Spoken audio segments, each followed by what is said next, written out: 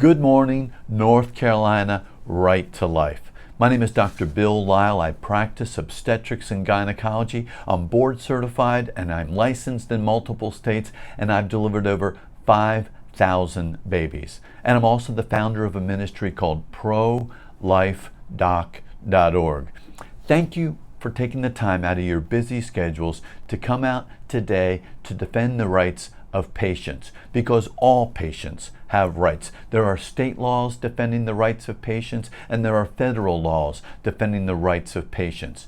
You are protecting my patients, the moms who are my patients, but the babies in the womb who are also my patients. And a patient is a person, no matter how small.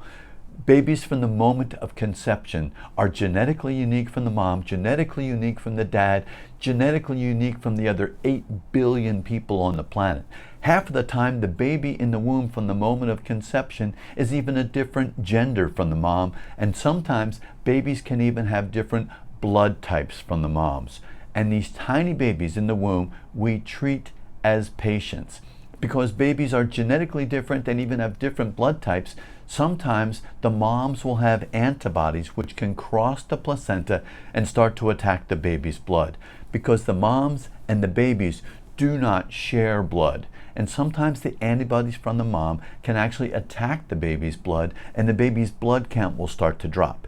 We have two choices. We can either deliver the baby and give the baby blood, or if the baby is too early in the pregnancy, we can actually give blood transfusions from blood that you might have donated at the Red Cross, and we can give these blood transfusions directly to the babies in the womb through the umbilical vein. We have done that in my hospital as early as 18 weeks gestation. So if we can give babies blood transfusions at 18 weeks, are they a patient? Absolutely. And a patient is a person, no matter how small. But in centers across the country, we're actually treating the babies in the womb surgically. We are doing open heart surgery for babies in the womb. There was a case just recently, 27 weeks gestation. The baby had a tumor in the heart called a teratoma, and the tumor was growing so quickly that they were going to need to do something. They either needed to deliver the baby and then perform open heart surgery, or do open heart surgery while the baby was on the inside. Well, they thought, and they explained to the parents, that this would probably be the best option. So the mom had an epidural where she was completely comfortable, but she was wide awake. They made an incision in her belly just like a C-section. They made an incision in her womb just like a C-section. Then they brought the baby's right hand, they brought the baby's left hand, and then while they had access, a pediatric anesthesiologist actually started an IV in the tiny baby's hand. The baby was being given fluids, was given fentanyl so the baby wouldn't feel pain, and given Norcuron, a paralytic, so the baby wouldn't be moving around. Once the baby was comfortable, the pediatric cardiothoracic team made an incision in the baby's chest. They then opened up the chest. They then performed open heart surgery and removed this cardiac tumor. Once they removed the tumor, the baby's heart started beating normally, like it was saying, "Thank you very much." They then closed the baby's chest. They removed the IV. They tucked the hands back on the inside, they closed the uterus, they closed the skin. That was at 27 weeks gestation. They didn't deliver that baby for 10 weeks later at 37 weeks gestation. And the baby is doing very well now, more than 2 years later. So if we can perform open heart surgery on a baby in the womb, let the baby heal and recover for 10 weeks, is that a patient? Yes. And all patients have rights, and a patient is a person, no matter how small. We're now in the 3rd generation of treating spina bifida in the womb. We are now performing blood transfusions. We are correcting spina bifida, and we are even doing brain surgery for babies in the womb. There's a condition called a Galen malformation, where babies actually have a vascular abnormality where a high pressure artery is abnormally connected to a low pressure vein. Half of these babies, when they're born, get really sick, and of the babies that get sick, half of them die. Well, recently up at Boston Children's Hospital, they actually performed vascular brain surgery for a baby in the womb and corrected this abnormality, and this is now going to be the standard of care. So if we can do vascular brain surgery on babies in the womb, are they a patient? Yes.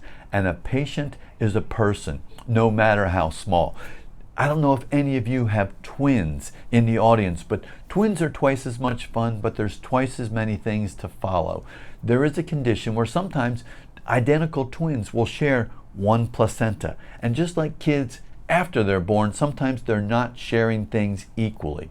Well, there's a condition called twin-twin transfusion syndrome, where one identical twin might be at the 90th percentile, meanwhile its other identical twin might be at the 1st or 2nd percentile. Well, if the little twin dies, then the bigger twin is going to die because they're sharing the same placenta. So when we see this condition on our moms and on their babies, we send them down to Texas Children's Hospital. And Texas Children's Hospital in Houston will evaluate the mom and the babies, and then they will, if it's the right choice, take a scope. They'll go inside of the uterus. They'll use a laser, and they'll map out the blood vessels that are there on the surface of the placenta. And they'll take that laser and actually divide that placenta in two. They're saying this is your side of the uterus and this is your side of the uterus and placenta, and you two play nice. They'll watch them for 10 days, then they'll send them back to us. We'll follow them for the rest of the pregnancy, and then we'll deliver them. When they might have been one big, one small, by the time we deliver them, they're much closer in size. So if we can do vascular placental surgery on the inside of the womb and teach babies how to share in the womb, are they patients? Yes. And a patient is a person, no matter how small. So we're obviously against abortion, both surgical and chemical. The majority of abortions now are performed with the abortion pill. Over 98% of the time when the abortion pill is used, it will kill a baby up to 10 weeks gestation. These are babies that have hearts that are beating, they have fingers, they have toes, they are moving around on the inside, and with the medication we are killing those babies. Over 62% of all the abortions in the United States are now performed with the abortion pill. Over 600,000 babies are dying after the moms are coerced or given bad information and are given the abortion pill. But here's an amazing thing. It doesn't just kill the babies, it puts the moms at risk as well. The number one pregnancy-related cause of death in the first trimester of pregnancy is a ruptured ectopic or tubal pregnancy. When a woman has a positive pregnancy test, it says there is a pregnancy, but it doesn't tell you where the pregnancy is. And 1% of the time, statistically, that pregnancy will be ectopic or tubal. And this is a direct threat to the life of the mother.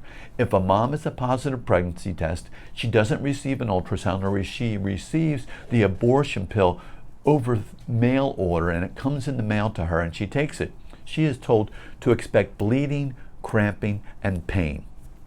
Well, what are the symptoms if it happens to be an ectopic pregnancy? They're the exact same: bleeding, cramping, and pain. And so moms will delay coming to the emergency room because they think this is normal. We are seeing more and more cases of women coming into the emergency rooms who have delayed care. They have a tubal pregnancy and their life is in danger, and some moms have died because of this condition. So the abortion pill is not just a threat against the life of the baby, it is a threat against the lives of the moms. And all patients have rights. What you are doing today is you are standing up for the rights of patients.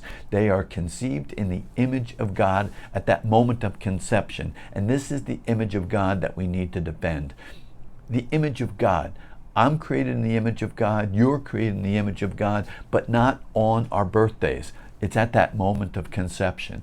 At its bare foundation, abortion is an attack on the image of God in the womb. God himself in Genesis 1:26 said, "Let us make man in our image, at that moment of conception. So that's why this is a spiritual battle. And this is why the church must engage, and we need to be hearing this message from our pastors, our priests, and our rabbis from the pulpit that this is an attack on the image of God. But is abortion wrong? Yes.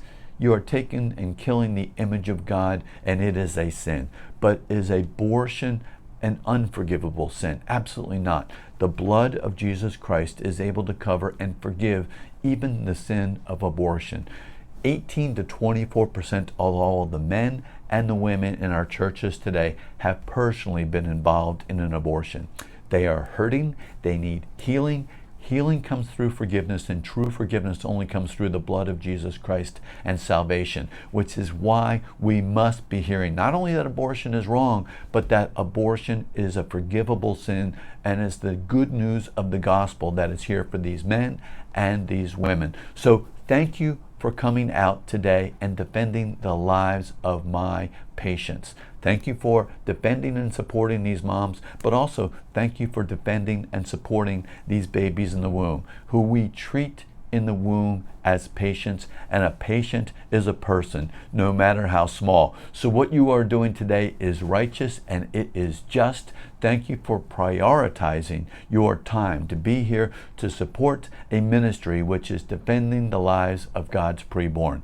Congratulations, and God bless you all. If you have any questions, you can contact me, Dr. Bill Lyle, through our website, which is prolifedoc.org. God bless you and have a wonderful day.